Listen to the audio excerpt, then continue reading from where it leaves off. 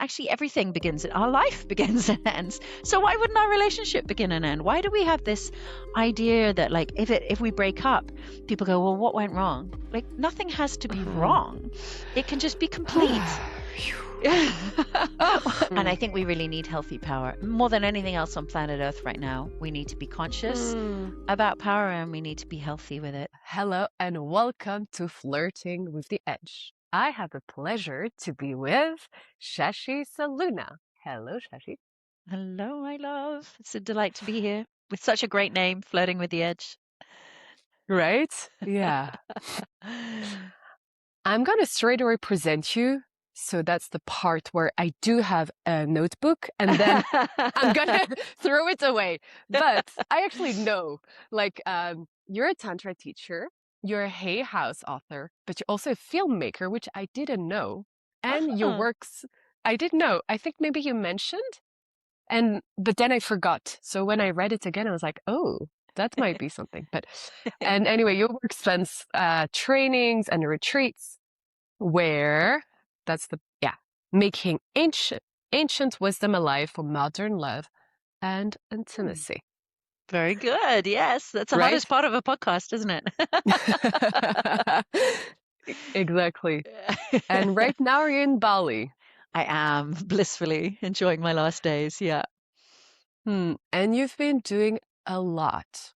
And so I'm curious, what have you been up to? And what is alive for you today and or these days? Both personally and professionally. Well, a lot on so many levels. Particularly today actually is my movie, because I had a 2-hour meeting with the editorial team. So it's funny you mentioned the filmmaker thing. I sometimes forget I'm a filmmaker because it's taken over 10 years to make my documentaries. Started filming so long ago, and I had a vision that I was going to make a 20-minute like film for YouTube because I wanted to show the depth of Tantra, because I thought everyone thinks it's just all about sex, and I wanted to show how deeply healing and transformative it was. And that like 20-minute YouTube clip has turned into 2 feature-length documentaries, and I'm about to start going to film festivals, and it's been a big journey. So I'm up to that right now. That's definitely one of the things that's here in my horizon. Congratulations for that. Thank you. Thank you. Yeah. It's been phenomenal. It's been and we have 13 million views of the trailer, which is just amazing, that the world is interested in this.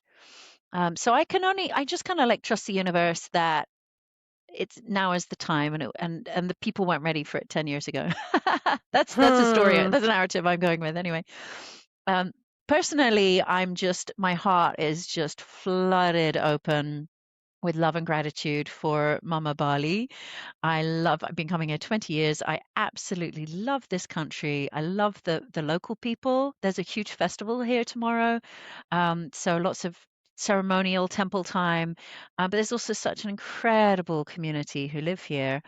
And so I'm like soaking up lots of great social life. We had a Tantra Jam yesterday, like lots of Tantra teachers meeting and sharing and connecting. And I feel very blessed. I'm very grateful. So I'm just like oozing love and gratitude on a personal level. Yeah. Beautiful.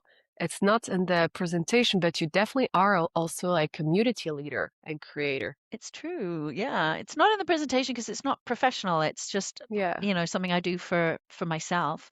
But I really, and it's also like, when you have like a superpower that it took you a while to realize because you just do it naturally. Yeah. I naturally bring people together, and I love living in community. So I just often rent a big house or even a retreat center, and I say, who wants to come and live and do morning practice and then co-work on our laptops and then pause and have dance breaks and then have cuddles in the evening and tea ceremony. So I just like put it all together, and I discovered loads of other people love that too. So I've been 12 years of doing pop-up communities. I call it Tantrapreneurship because we, as well as running retreats, we also have to like build our webpage and do our podcast and all these things. So we might as well be living an amazing life while we're doing it, right? So yeah, that's my love for community. Very, very big part of who I am on a personal level. Thank you, dear Shashi. And I just want to mention for the ones listening, this is going to be a heart-like, authentic, spontaneous conversation. So we don't know, both Shashi and I, where it's actually really going, but actually flirting with that edge of both the unknown and bringing some hidden or unspoken to the light, and or whatever wants to come, because I'm not going to poke intentionally, especially some things. But also simply mentioning that I met you, Shashi, I would say both in two places. Like physically, it was for the first time at the Switzerland Tantra Festival. I think now 2 years ago, maybe. Yeah. In It's Zurich, the first one. coming up for 3 years now. This will be my Yeah. third in a couple of months. Yeah. Okay. Beautiful. And then, but actually the first time we officially met was online. Because I took your course. Yeah. It was trauma-informed training for Tantra practitioners. Yeah. And I get the first question that's coming because you mentioned community, and how do you personally navigate this field with like personal, professional, and especially now you mentioned the community, where usually very often in the community, then there may be like previous students, or how do you navigate your personal life in a field that is so, like in your professional field that is so about personality as well, like not personality, soul, but how do you personally navigate, and especially love and intimacy and integrity? And well, how long have you got? I mean, that's an hour and a half in itself. It's like a big question, because the other thing about teaching Tantra is not only that it's like about personality, it's about intimacy. It's about relating.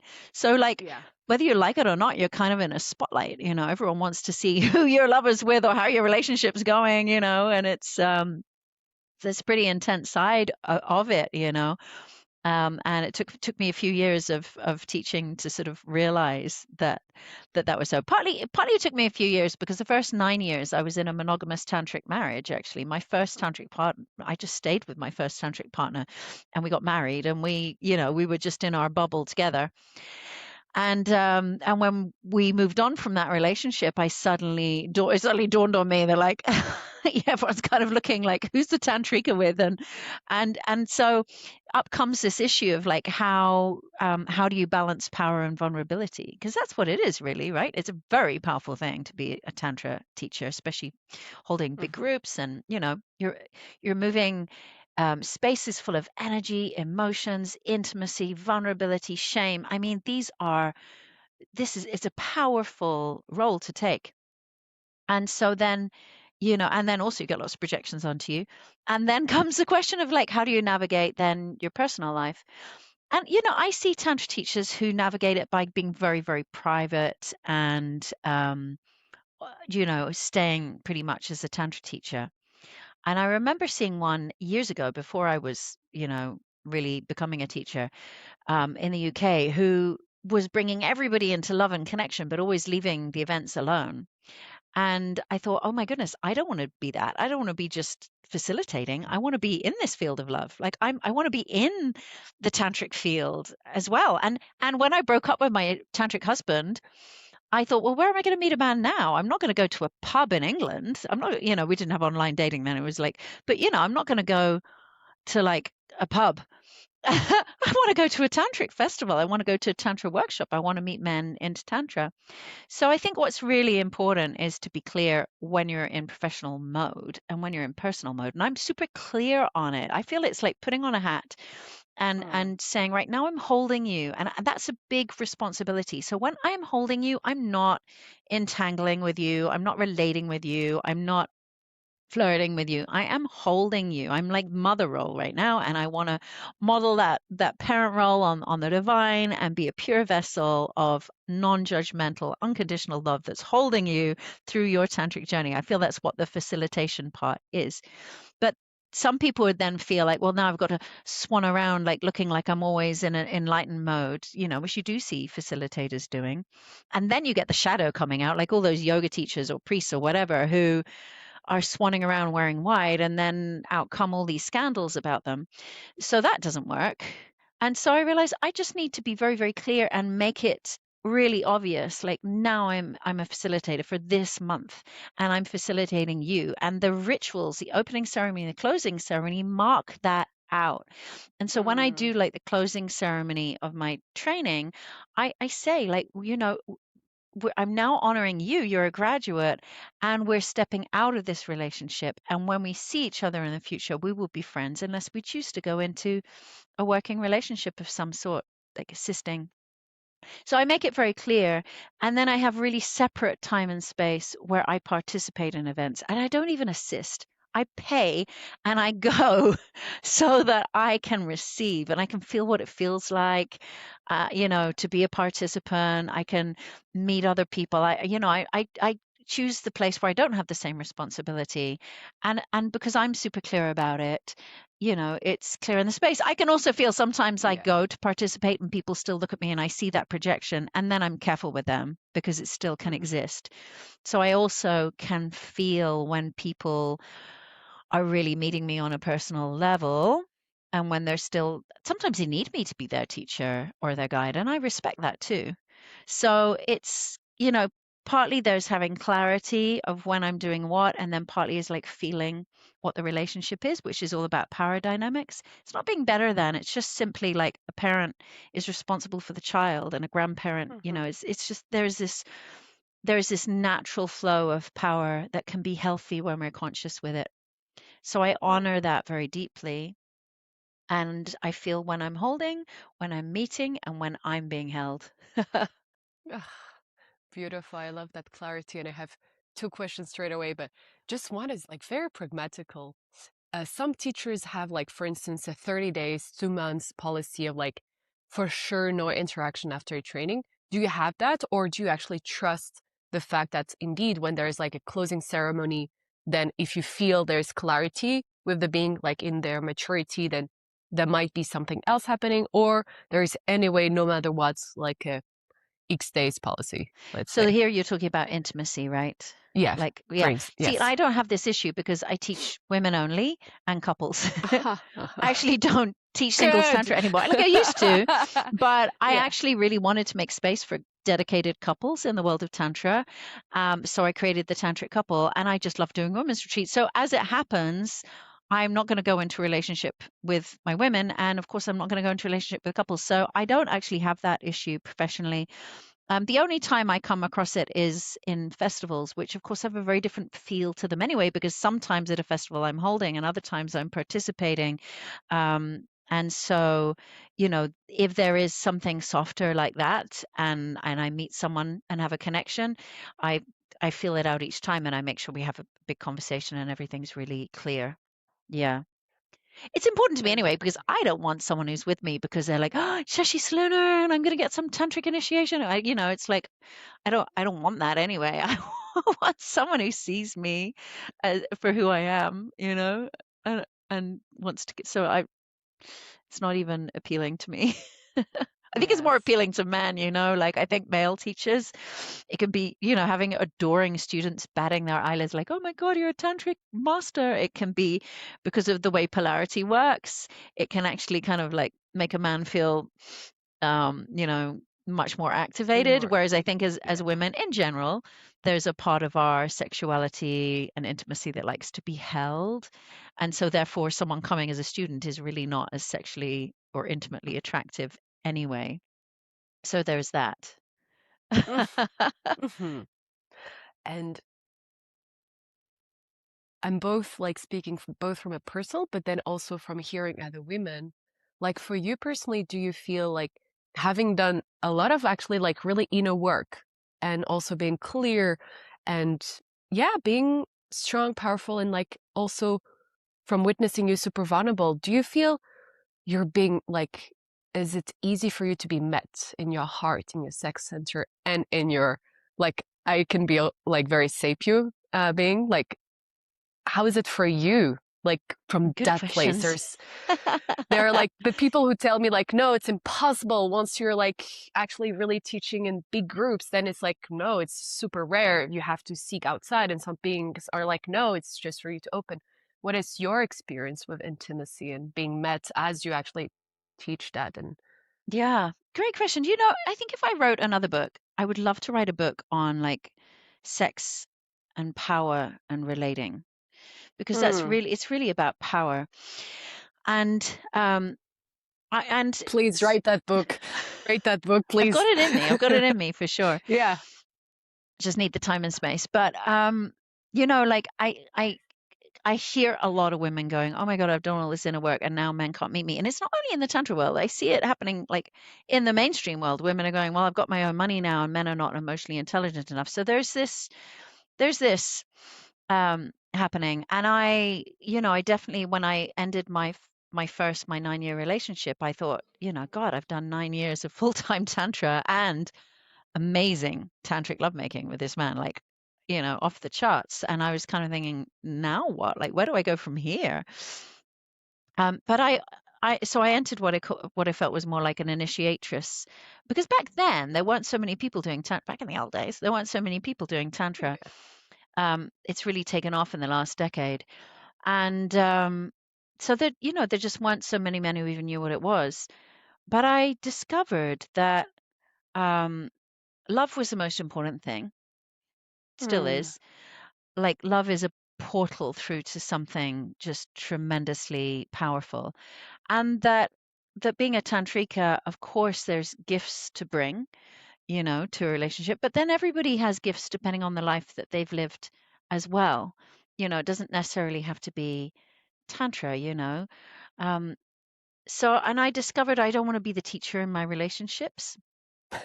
Of course, well, not of course, but I don't. It's not, it doesn't work.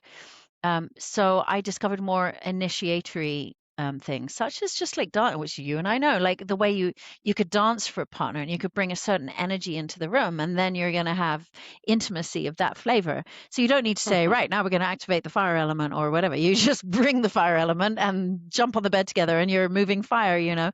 So there's so many non-verbal ways, which I feel is very feminine, non-verbal ways to bring your gifts into relating. Yeah, and it's for me been a very long evolution of dating and relating. So I can't answer that in a small question, but I can say that as I've gone through my time, I have less and less felt what's the word? Like I've had less karmic entanglements, as in people are where they're at when you meet them.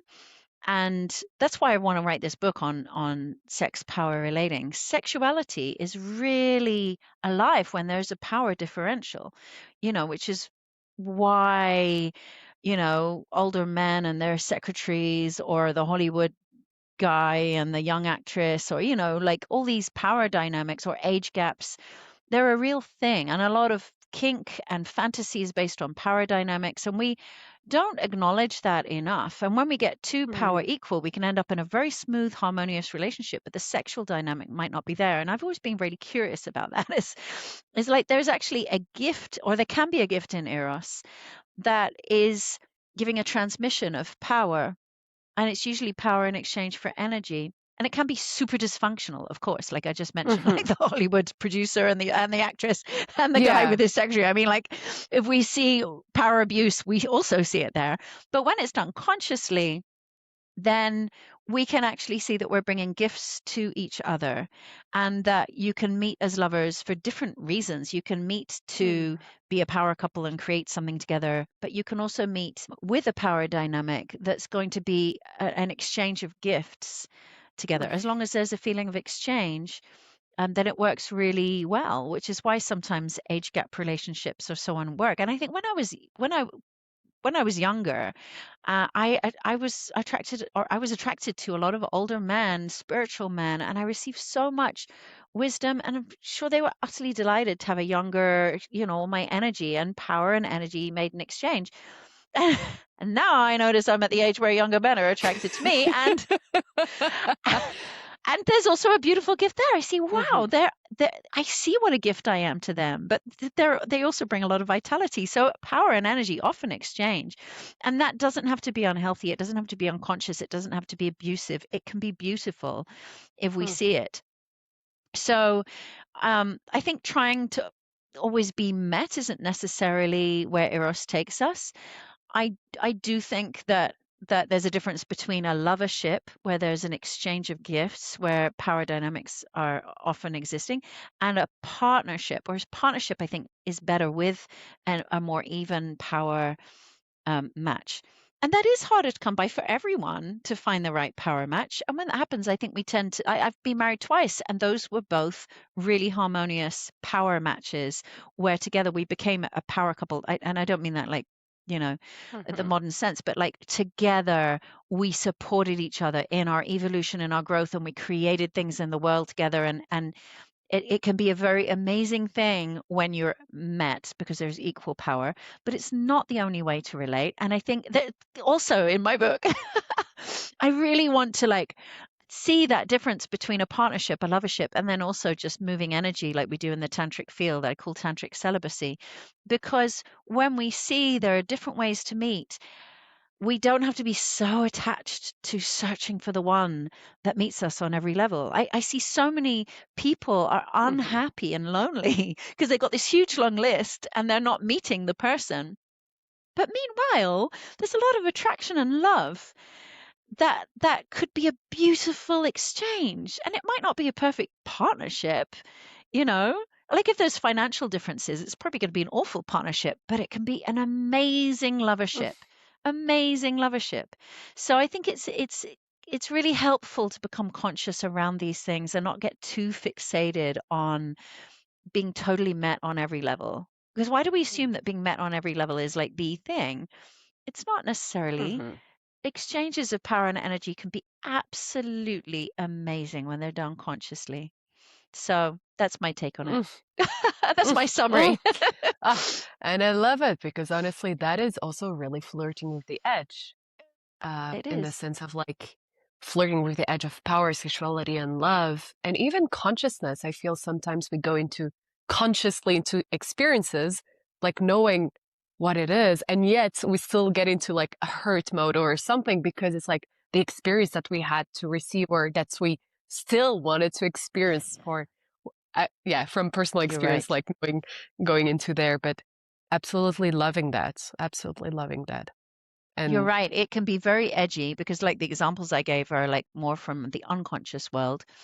And when there's a power dynamic, we need to acknowledge it consciously, in our BDSMA conversation with each other, or however, it needs to be kind of acknowledged of like here are, and I like to do it in a ritual of like I'm bringing you the gift of say tantric experience, and I yeah. receive your medicine of like whatever they're bringing to the table, maybe years of meditation, or sometimes someone who's been in business for a long time and they're like so good at you know all the gifts that they've learned there, like everybody has a medicine and a gift. Otherwise, why would you go into relating with them?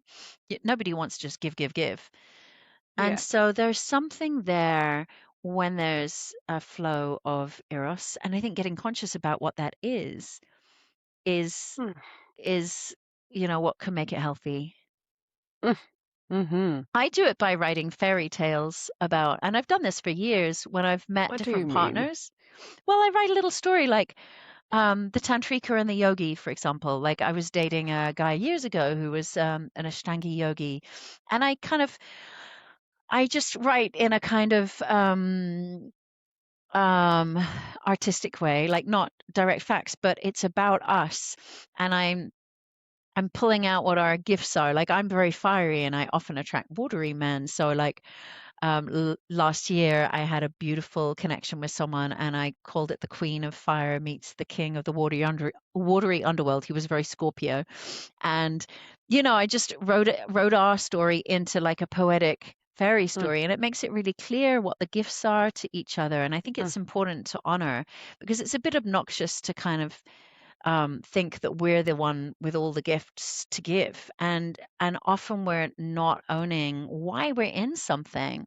Like why were mm-hmm. we, even if it's the unhealthy one, like the actress sleeping with the film producer, and later she can say, um well, it didn't work for me. But it's like it's helpful if we can even look and go, what part of me was drawn into that? Because yes, it can be unconscious, and then it's really unhealthy and it's going to lead us into toxic situations. But if we can see that we want power, then we can start to gain power in a healthy unconscious way. And Hmm. I think we really need healthy power more than anything else on planet Earth right now. We need to be conscious Hmm. about power and we need to be healthy with it. I absolutely love that. And I love with the fairy tale, it's like bringing both like a distance, like bring the archetypes and the symbolism, and yet like to be able to see yourself. And now you just brought the needing healthy power. I'm taking this because I feel this is super important. And so I'm just placing it here in my consciousness to come back to that because my heart and my soul are like, there's a question. And the question is like, Shashi, I'm curious, like, when was the last time you fell in love and how was it for you? Like, yeah. Ah, that's a beautiful question. I fell in love very recently with Oh, the biggest age gap of my life. Well, biggest younger man age gap. And I resisted it for a while. I was really like, no, no, no. And this beautiful soul consistently surprised me and took me through my own knowingness into the unknown. He is a very deep in Tantra and organizes tantric retreats and teaches Tantra, whatever. He wasn't just, um, yeah. And I'd known him for a while, so I really had him as a kind of friend. I actually knew him when he was in a relationship with someone else, so he was like just a in a friend category. And then yeah, suddenly he was moving my energy, and I actually had a conversation with him where I was like, no, I don't want to move energy with you outside of a container. And he said, okay, well then how do we create a container? I was like, well, that's a good answer.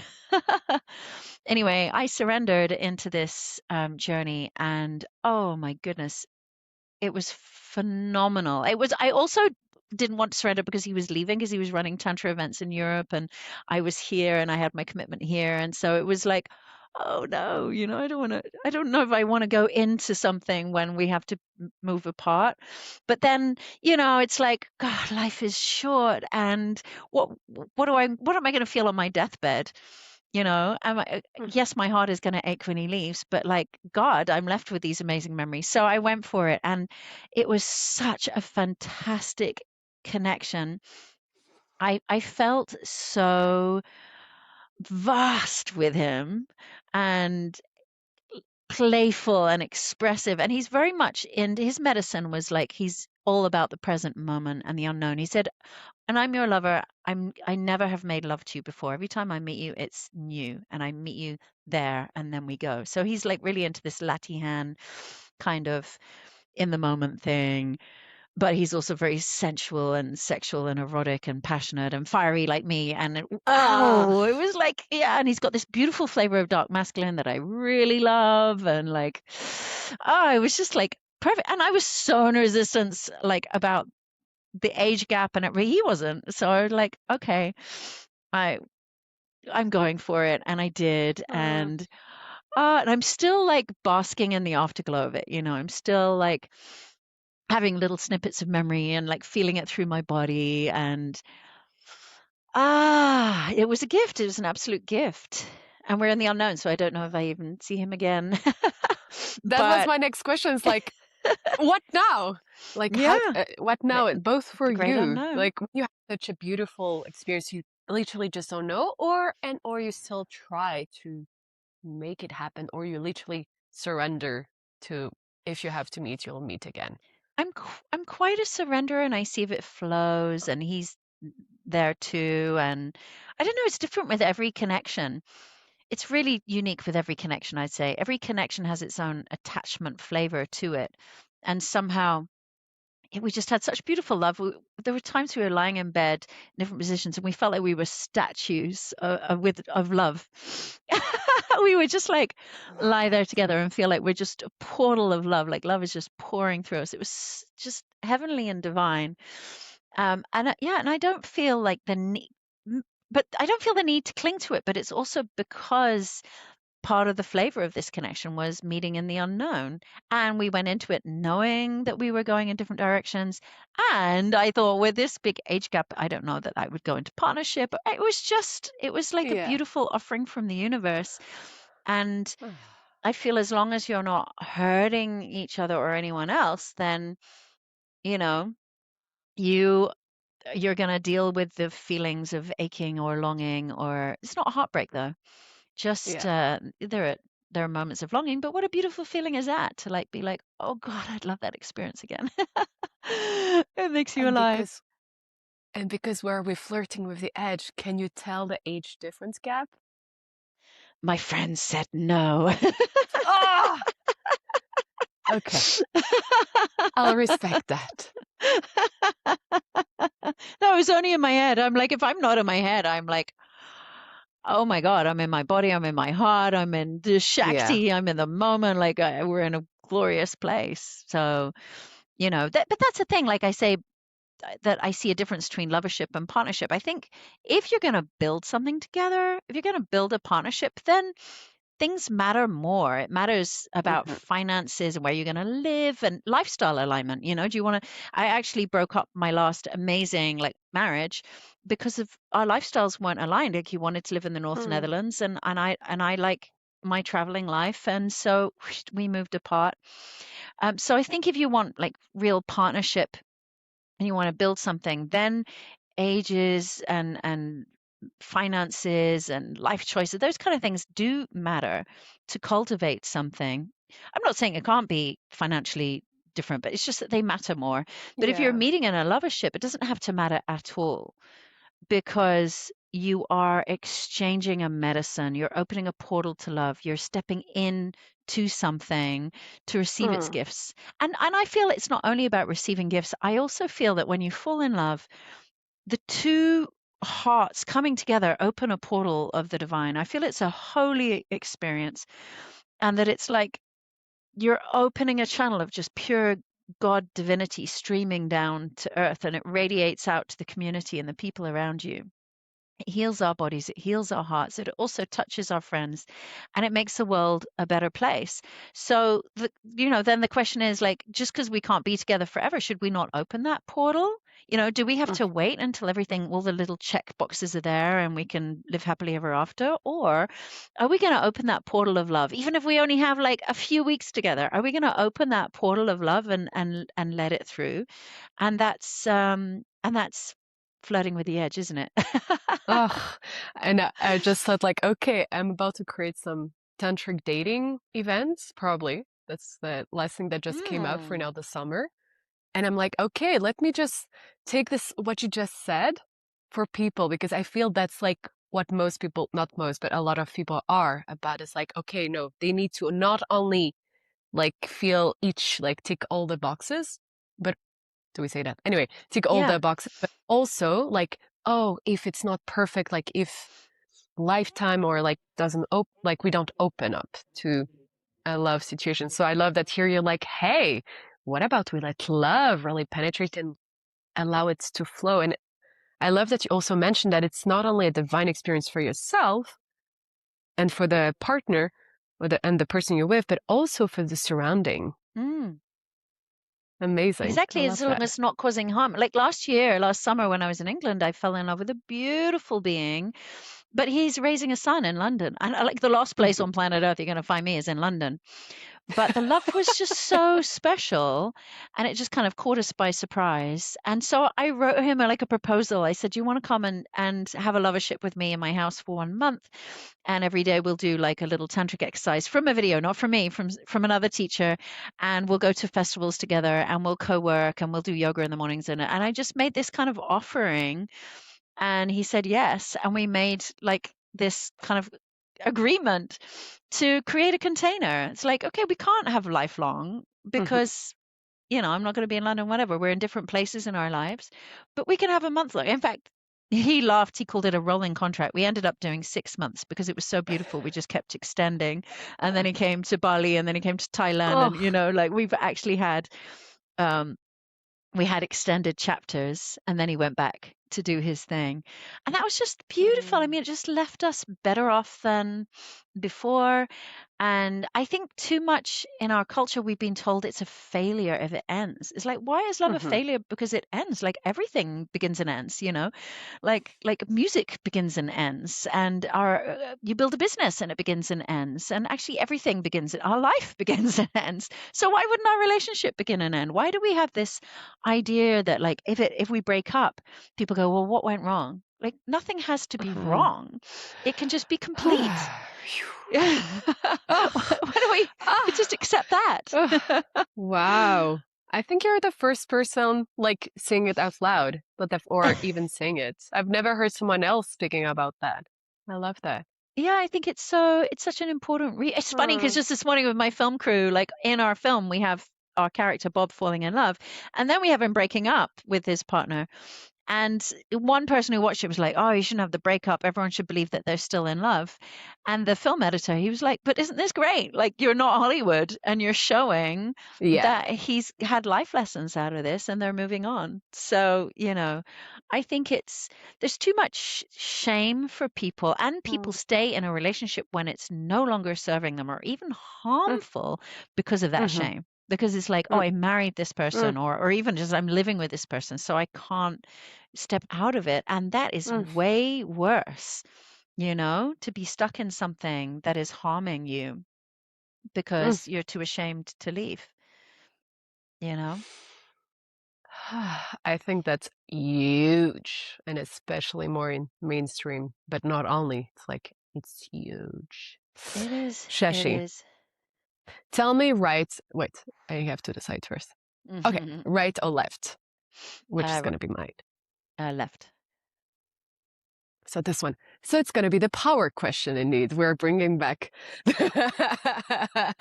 the power question. Because indeed you mentioned before that nowadays, especially, like it's so important to bring back like healthy power. Can you tell more about like it would be a 2-3 hours or days, month retreats about that. So what do you feel is most problematic nowadays? And what do you feel like, what is your personal, not king, but what is your personal drive and in like healthy power, and is it embodied, let's say, or what are some key elements? If someone is in a power position and they're like, wow, I would love to be in healthy power, but what does that even mean? Like, Yeah. how can I make sure?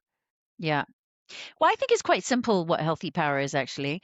Healthy power is that the person with power is taking care. There's two things you do for the person with less power or the organ or the group of people. Number one, protection, and number two, empowerment. So think of a Hmm. parent, they protect their children, but they also should be empowering them so that they can leave home and live in the world. It's like the motherly bit is protecting and the fatherly bit is empowering. It's like the yin yang pair, and we need to do both. Same as a teacher, we should be protecting, like helping our participants to feel safe to be vulnerable, but at the same time, we also want to empower them. So these are the two things that make healthy power. And what makes it unhealthy is when the person in power starts fulfilling their own needs. And this happens more than you would Mm-hmm. believe. Like most of the authority that we look at, like we think about power and we actually think of the unhealthy stuff most of the time. We think about the king or the politician that has all the money and and all they're using power over others, and they're using their power to get whatever they want to fulfill their own needs, which is often sex and money and land and right. It's the feminine things, the yin. And so we're so used to power being abusive like this that those of us who go into the hippie alternative world, we think power is an ugly thing. I certainly did that. Like I Mm-hmm. grew up in the world of royalty and boarding schools and posh England, and I wasn't very enamored of it at all. And so I went off and became a barefoot hippie on a beach. I married a shaman with no bank account and lived in a house with no electricity in the jungle. I rebelled from power, but at some point I started to feel powerless and frustrated because I couldn't have any impact in the world. And that's when I actually picked up a book called The Power Path by Jose and Lena Stevens. which I really recommend to everybody continuously. Because I picked up this book and it starts off by saying everybody is seeking power. And I was like, no, they're not. Some of us are just here for love and light. But it's like, actually, animals, humans, we're all searching for power, because power is the ability to do more for less effort. And so if we're working our muscles, we're able to climb up the stairs more easily. Like, power is not inherently unhealthy. It's it's neutral actually, but it can be a really good thing, because if we build power and then we protect people and empower them, we are doing the best possible thing with power. So the good king would be doing that, or the good leader would be doing that, or the good parent would be doing that, using their power to protect and empower the vulnerable, and therefore passing on the gifts of power. And I feel a good facilitator does that. That's why I love doing teacher trainings, because I want to empower others. I want to hold them through their vulnerability, but I want to empower them. I want to see them going out and teaching and, running their workshops and retreats. That's the most fulfilling thing. And so that's what healthy power is. And right now it's kind of peaking, the toxic, unhealthy power across our world: corruption, power abuse, control and dominance. These are all toxic power. This is all the people in power trying to control the people without power. And then often the people without power will go into a rebellion eventually, because that's their way of taking their power back. And so we're on the brink of that across the globe in many different countries right now, because power has just, become very unhealthy. I think another really good book is the Tao Te Ching, the Taoist text, because that's also very much about how to be a healthy leader and how to be the king. It says in there, the king is in service to everyone in his kingdom. And that concept, we need to meditate on that. The parent is in service, like, clearly. And if a parent starts like taking for themselves sexual abuse, taking for yourself, shouting at your kids, taking for yourself, like, abuse of power is when the one in power starts taking for themselves. It's not appropriate. And neither is it for a Tantra teacher. And that's why, as Tantra teachers, we shouldn't be becoming a Tantra teacher so that we're more sexually attractive and we can take for ourselves. It's completely inappropriate. We're there to empower others. And that's why we should also just go and be a participant somewhere, so that we're in the power dynamic the other way around. And then we are there paying to be the participant and receive the experience. That's appropriate. So this is what I see healthy power is all about, and why it's so crucial at this moment. Thank you for bringing this like big topic with simplicity and clarity and straight to the point. Yeah. Yeah, it's a big topic for me, as well, as you know, from my trauma course. I feel like it's a lot of the relational trauma that we see happening, obviously in childhood, but also in the Tantra world, is is like not only a misunderstanding, but we don't have any education really about power, and so many Tantra teachers don't know that the responsibility of being in power and where their roles are, and suddenly they become super attractive. And the temptation is so big, because nobody really explained to them power. And then, of course, if your participants had caretakers, like parents who sexually abuse them or emotionally abuse them, and then the person they're trusting as their facilitator also starts trying to take advantage of them, it just exacerbates the trauma that they're going through. So it's important that we understand it. Very important. I'm doing a little Taoist tea ceremony through our conversation, so it fits with the Tao Te Ching. That's perfect. So, dear, I just want to bring to clarity that technically now we're approaching and we are at the end. But I still have one question. So you can actually choose being like, oh, yes, Lila, let's answer the final question. Or you can simply say like, no, that's it for today. Of course I want the final question. Your questions are amazing. And I have so many more that are like boiling. That's the edge. Okay. The final question is actually like the title, like, when was the last time, not the last time, but when was a moment in your life, maybe the first one that really pops up, that you really flirted with your edge? It might be a good edge. It might have been like the moment you fell, or that you said no to actually falling. But what is one experience in your life that you're like, wow, here I really flirted with my edge? Well, last night springs to mind. I wonder if I have a deeper one, but I feel like a lot. The reason I said last night is because I was at this, Tantra Jam event, and I was actually doing like a kind of contact dance with someone who's amazingly experienced, somebody I've known for years, and so much energy was moving, and I was just letting it through. But everyone else was just kind of still drinking tea and chit-chatting. So I had this moment of like, oh, I'm being totally inappropriate because I've got these waves of Shakti coming Yeah. through me, and I can hear everyone like chit-chatting. And I had in my head like, oh, I'm inappropriate, and it's not the space, and I'm too much. I'm too Mm. much. And I just said it to him. I was like, "Oh, I'm feeling like I'm too much right now," just so I could own it and hold space for it and bring the vulnerability as well as the energy. And then he was like, "I give you permission to be too much." Oh.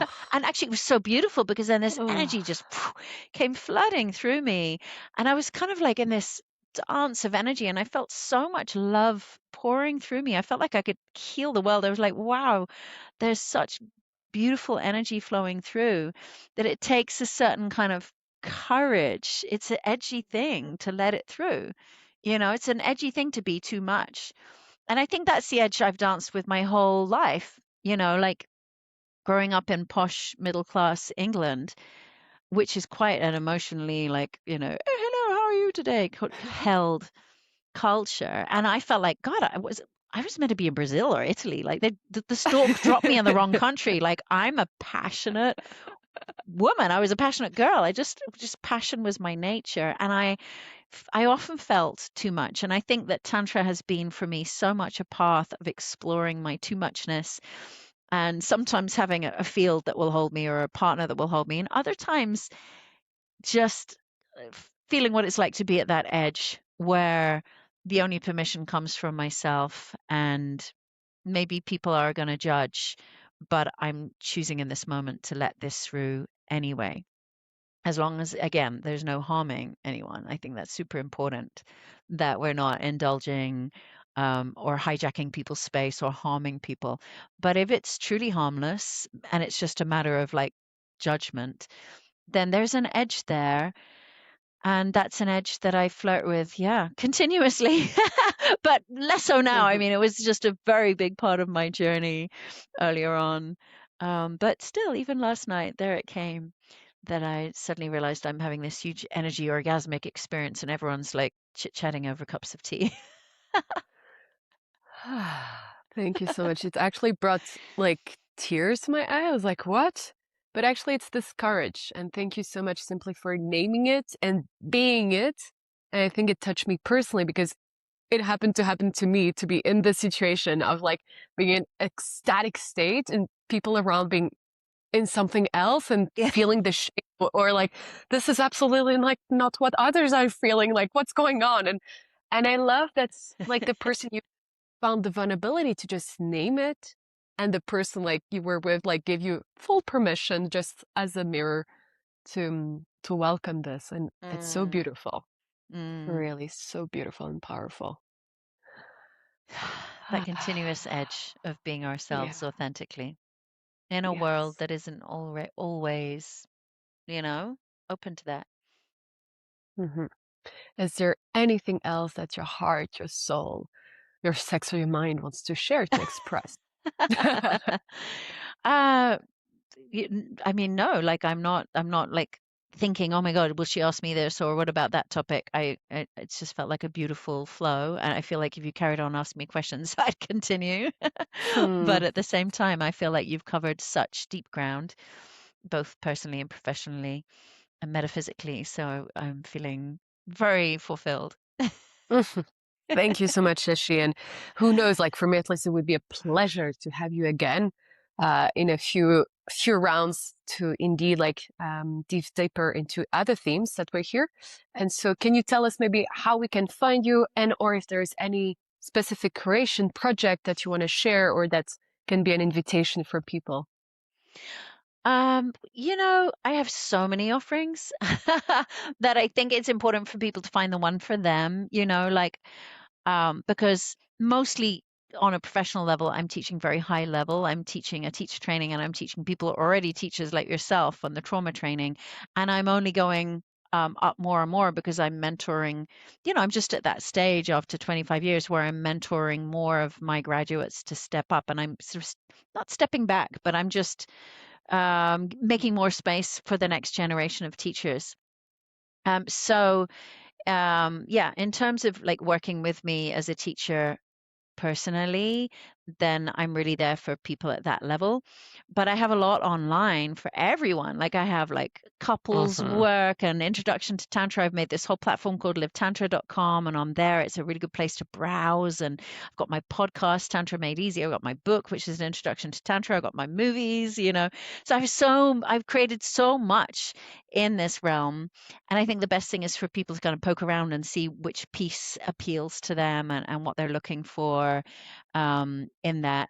And for newer people to work with me, really the only way is at Tantra festivals, because that's where I'm most available, other than doing teacher trainings and couples retreats. I also do just for fun. And my favorite festival, I think one of my favorites is the Swiss Tantra Festival. So people can find me there. But I'm also going to be in Estonia, or I might be in France, So yeah, um, I'm easy to find because nobody else seems to have the name Shashi Solluna. So people can just look me up and see where they end up and ask the universe to guide them, and they'll end up in the right place. Beautiful. I'll definitely put the link, and I look forward in the right timing as well to discover your new documentaries. That's also super exciting. Looking forward to seeing you again when our paths cross again. Wishing you all the best. I loved this conversation. That was for me indeed deep. I'm feeling nourished. I'm feeling excited, inspired. And yeah. And as before starting the podcast, that part was like, oh shit, I don't have a title. Is it bad? And now I'm like, no, this is me. And like, you just gave me back the reflection of just like following your truth, and just you being you is inspiring. And It could so be Sex, Power, Consciousness, the same title I use on my workshop in Switzerland. Sex, power, consciousness. I love that. I love that. And so for anyone watching, if you liked please don't hesitate to share with someone if you feel like, oh, I thought of this person while listening, whether they're a Tantra teacher or participants or else, then please share it with them. We never know. And especially when we mention like power, there were some books and all, like share it, or your partners, follow, comments, and that's it. And I look forward to seeing for more episodes with Flirting with the Edge. And again, Shashi, thank you so much. All the best.